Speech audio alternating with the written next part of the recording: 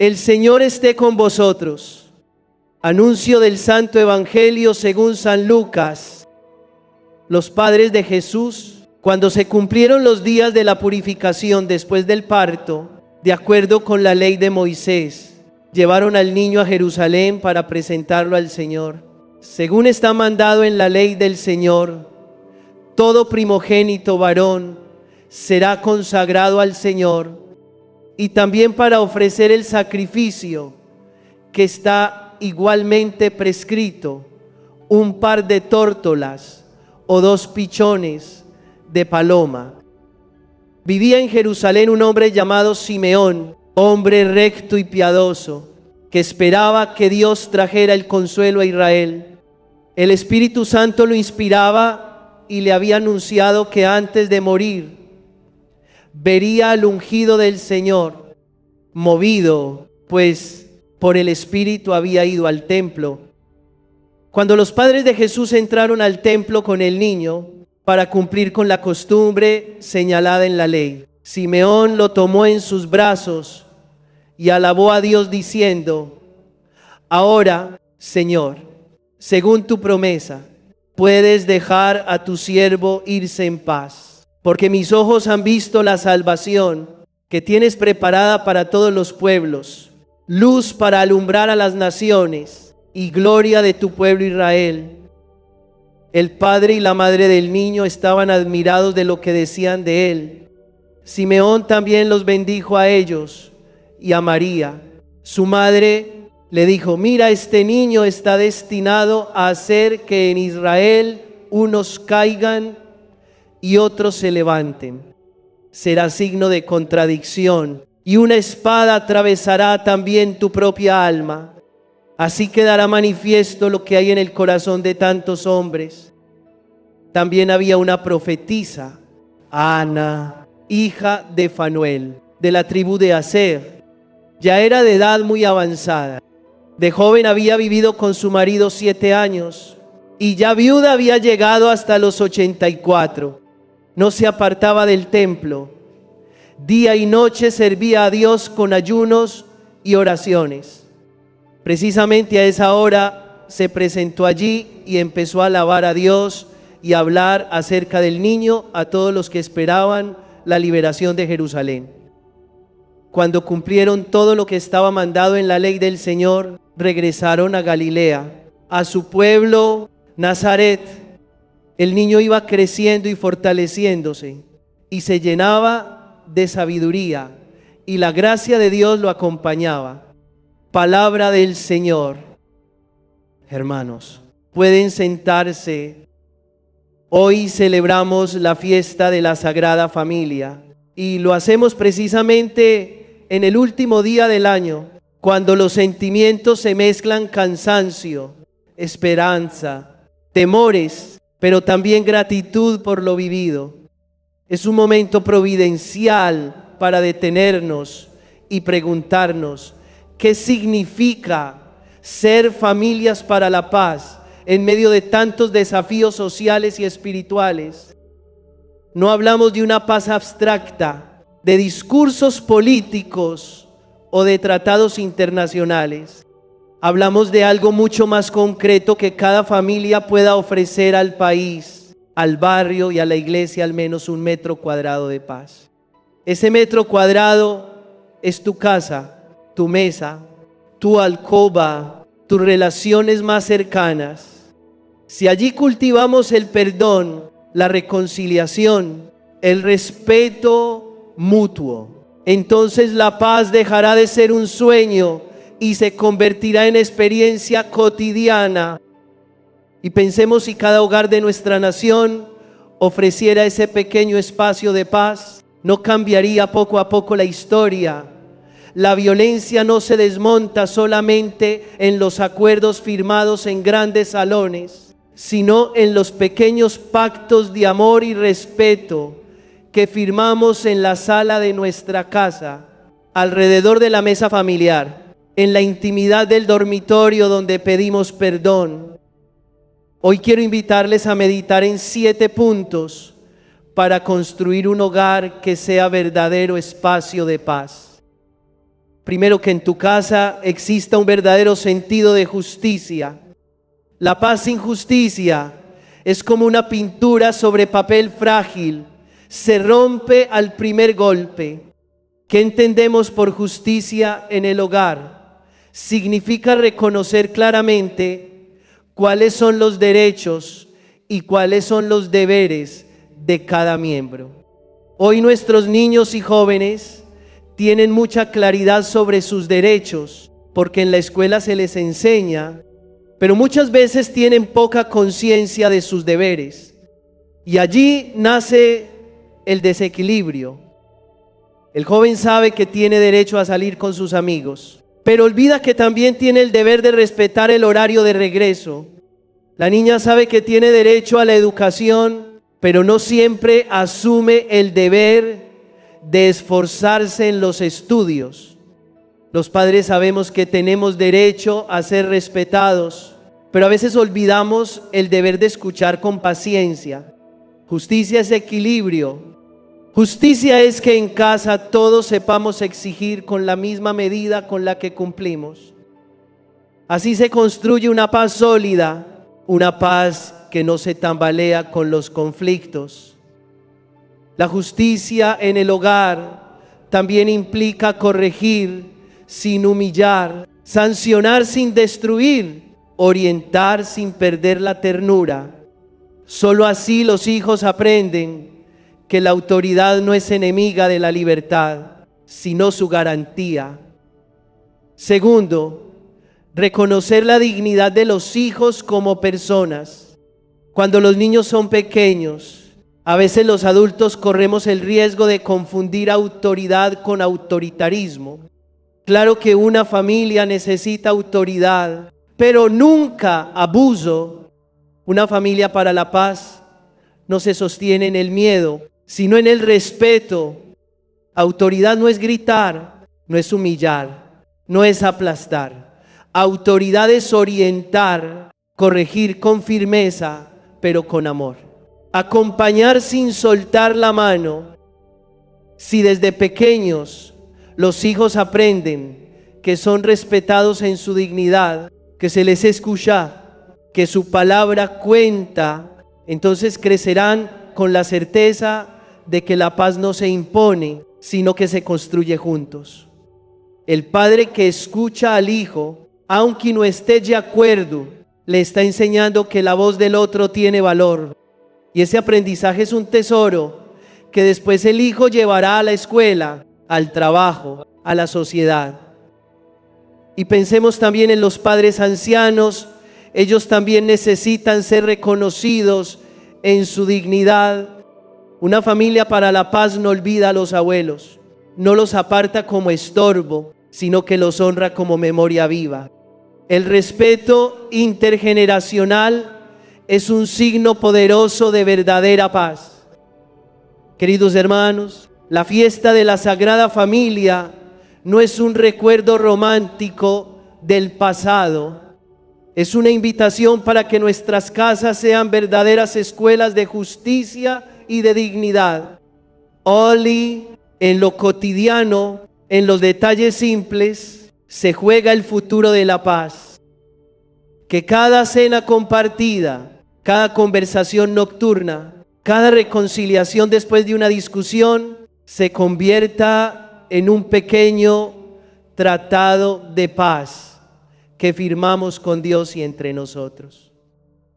Porque al final la paz de una nación no se mide solo en acuerdos políticos, sino en la sonrisa de un hijo que se sabe amado, en el respeto entre esposos, en el perdón que se da después de una herida. Esa es la paz verdadera que el Evangelio nos invita a sembrar hoy mismo, en este último día del año, en la fiesta de la Sagrada Familia. Y aquí vamos a tener el debido cuidado para no caer en nombre de la autoridad en un trato inadecuado. Nuestra diócesis de Medellín tiene un programa hermosísimo que, con la ayuda de Dios, el próximo año quiero traer a la parroquia para implementarlo en nuestra comunidad. Se llama el buen trato al menor. ¿Cómo se llama el buen trato al menor? Hermanos, esta expresión parece sencilla, pero encierra una gran responsabilidad. No se trata solo de evitar golpes o palabras hirientes. Se trata de crear un ambiente en el hogar donde los niños y adolescentes se sientan seguros, valorados y respetados. Una familia que practica el buen trato está sembrando en el corazón de sus hijos semillas de paz que darán fruto toda la vida. En esto debemos tener excesivo cuidado con los abusos de autoridad que terminan en maltrato. No estoy diciendo que bajen la guardia en la autoridad. Lo que digo es que sean justos en la autoridad para que su familia sea una familia de paz. Queridos adultos, queridos padres de familia, cuidado con los abusos de autoridad. Cuando estábamos pequeños, hablo ahora a los adultos, la autoridad no se argumentaba. Uno preguntaba al papá, papá, ¿por qué esto? Y el papá respondía, porque sí. Y eso era suficiente. Hoy, el mundo, con sus cambios y nuevas dinámicas, nos pide a los adultos que demos razones frente a la autoridad. Cuando tu hijo te pregunte el porqué de una decisión o de un permiso, debes dar una explicación. Es más, antes de dar la orden, construye el argumento. Argumentar no es debilitar la autoridad. Al contrario, cuando la orden está argumentada, la autoridad permanece firme. La autoridad sin razones se percibe como imposición. La autoridad con razones se experimenta como guía. Padres, no teman explicar ni dialogar.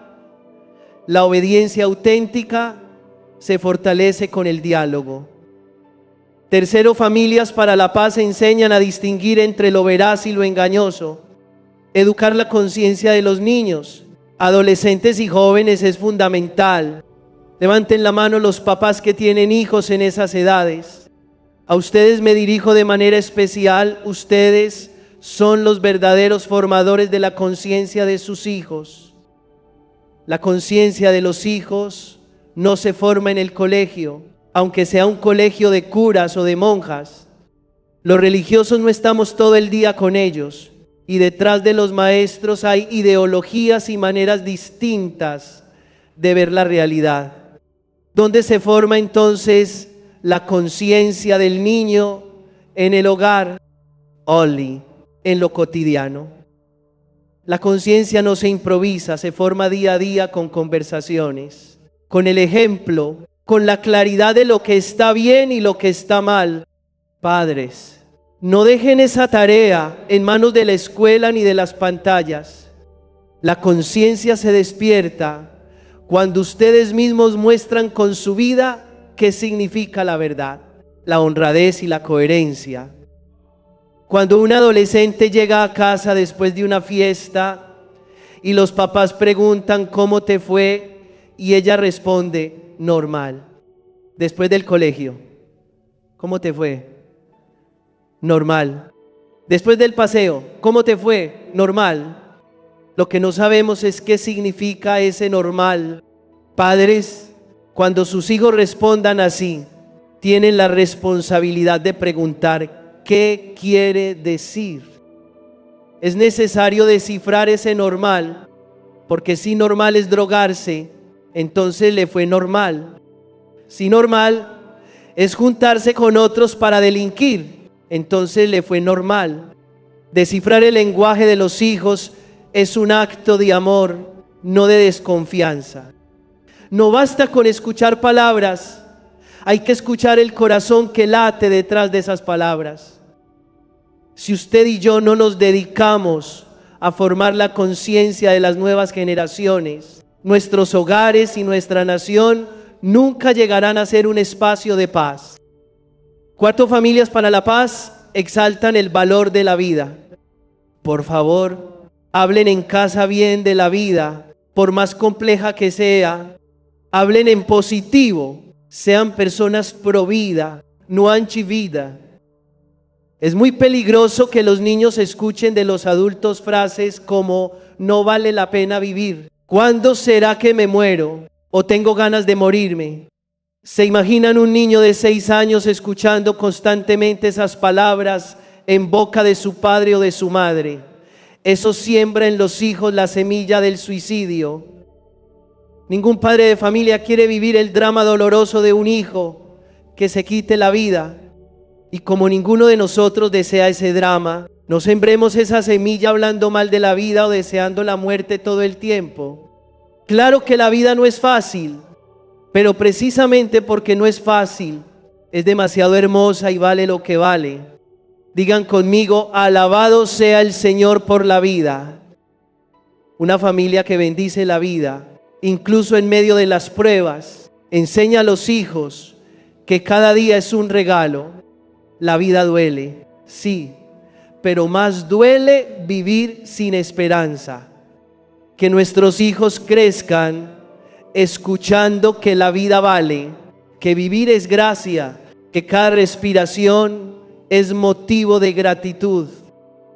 Quinto, trabajar 3 cosas en los hijos. Primero, cómo comportarse. Segundo, cómo relacionarse. Tercero, cómo solucionar problemas.